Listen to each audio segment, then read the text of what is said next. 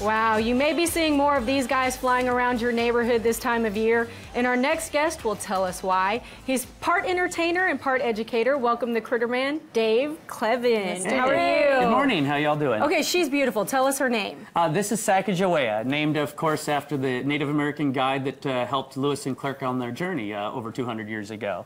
And beautiful. Probably one of the most common birds that they would have seen, which is probably why they didn't really write about the red-tailed hawk at the time. Red-tailed hawks, over 1 million of them in the U.S.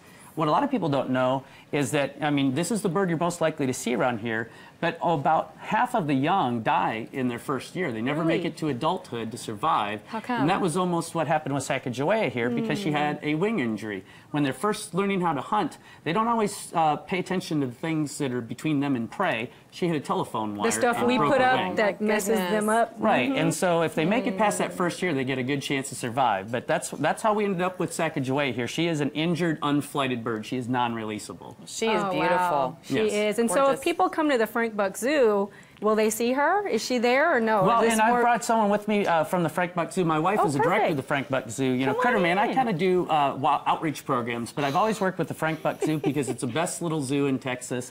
And it's great for people that have like small kids and toddlers to bring them on through and really get that close-up experience with animals. Oh, So what who's do we have this? here? This is Slinky, and Slinky is a domestic ferret. And he's part of our education programs that we bring out, and we talk about his cousin, the black-footed ferret.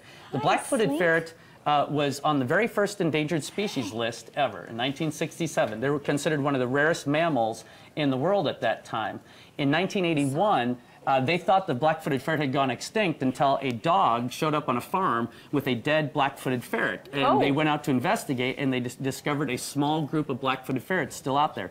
They caught the last 25 left in the world, brought them into captivity, and started raising them. Wow. Now there's they've raised over 7,100 black-footed ferrets in captivity, and they release about 200 a year back out into the wild.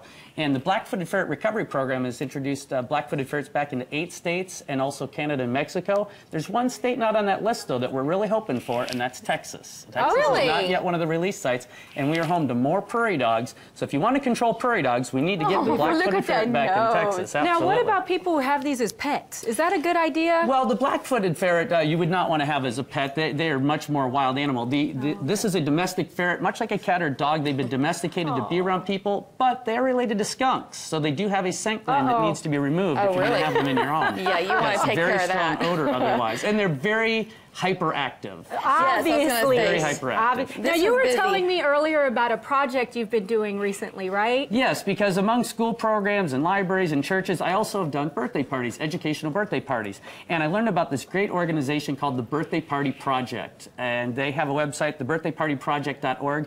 What they do is they raise money and put together birthday parties for homeless children. Wow. And they're working with 7 organizations right now, and they're including more in the DFW area. How can people find out more about that? The birthdaypartyproject.org. If you go to their website, you donate $35 pays for a birthday party for a child. Oh my goodness, That's just $35? And so you go and take some of the animals? Yeah, and they've invited me to be a part of those experiences, bring out some of my animals for the birthday parties as well, and it's been great. So rewarding to just put a smile on a child's face. Oh, and all you got to do is bring one of these two, or any, it's not much work when you have a guest like these. They just take the show. This one needs to get his nails done. They have some pretty sharp nails. Now, don't go paint him. He likes them just natural. He's a manicure. He Look is at those just, nails. Is it a he? That is a male. That is a male. He is just so alert and just like, yep, I love his name, Slink. So welcome to the podcast, you can do other birthday parties, right? Not just for the Birthday Party Project. You can come out to people's houses. That's absolutely right. I bring out fun educational programs for any group, especially children that want to learn about animals. Yeah, even for their birthday. That's a great time to do it. Adult party too, right? Yes, might talk a little bit. We'll bring the dinosaur.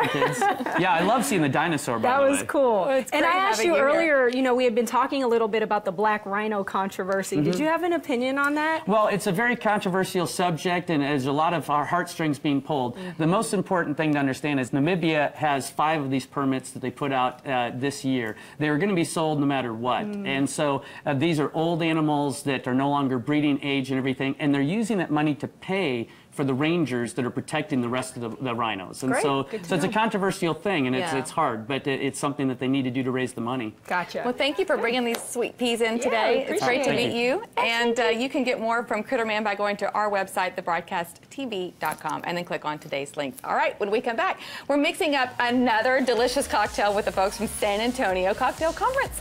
Y'all stay tuned.